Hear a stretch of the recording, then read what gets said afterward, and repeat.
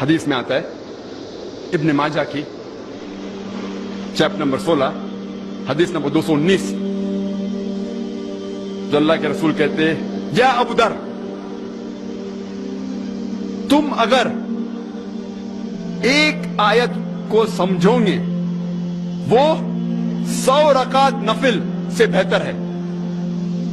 اللہ کے رسول فرماتے یا ابو در تم اگر ایک قرآن کی آیت کو سمجھو گے وہ 100 رکعت صلاح نوافل صلاح سے بہتر ہے.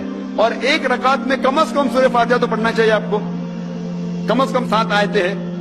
100 رکعت میں کم از کم 700 آیتیں ہیں. تو اللہ کے رسول فرماتے ایک آیت کو سمجھ کے پڑھنا سمجھنا 700 آیت کی تلاوت کرنے سے بہتر ہے. یعنی سمجھنا 700 گنا صرف تلاوت سے بہتر ہے. اللہ کے رسول فرماتے ابن ماجہ میں اور یہ صحیح حدیث ہے. ہم لوگ سے پوچھتے ہیں قرآن شریف کیوں نازل کیا گیا تو لوگ کہتے ہیں جب اوپننگ سرمنی ہوتی نا اوپننگ سرمنی آفس کی تو قرآن شریف پڑھنے کا. جب گھر کا افتتاح ہوتا ہے تو قرآن شریف پڑھنے کا. جب کوئی مر گیا تو قرآن خوانی کرتے. تو قرآن شریف نازل کیا گیا تھا قرآن خوانی کے لیے. اور لوگ کرتے ختم قرآن 1 2 3 ختم قرآن کے رمضان میں 3 بار 4 بار 10 بار الحمدللہ آپ کو ثواب ملے گا انشاءاللہ ملے گا. لیکن اگر آپ رمضان میں 2 بار ختم قرآن کرتے ہیں میری یہ رائے رہے گی کہ 1 بار عربی میں پڑھو اور 1 بار ترجمہ پڑھو وہ بہتر ہے. کم از کم سمجھ میں تو آئیں گا آپ کو.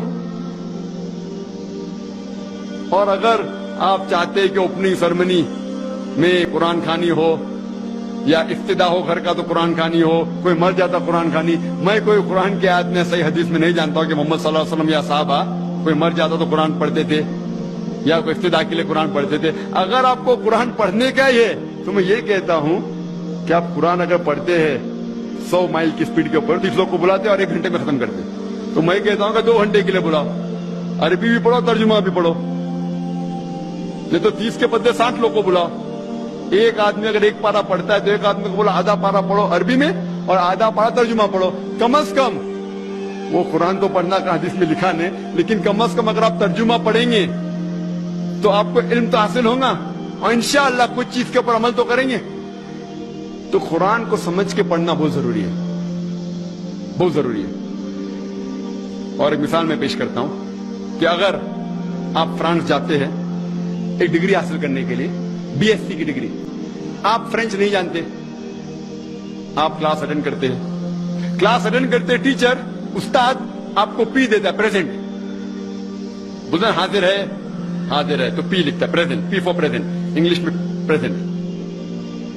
آپ پورا سال پریزنٹ رہتے پی ملتا ہے آپ کو آپ خوش ہے. جب ایگزامینیشن آتا ہے تو کوشچن پیپر سوال کا جو پیپر ہوتا ہے وہ آپ کو فرینچ میں ملتا ہے. آپ کو فرینچ نہیں آتی آپ کچھ سمجھ نہیں سکتے لیکن ایگزامینیشن میں بھی آپ کو پریزنٹ ملتا ہے پی. کیا آپ جواب دے سکیں گے پیپر کا؟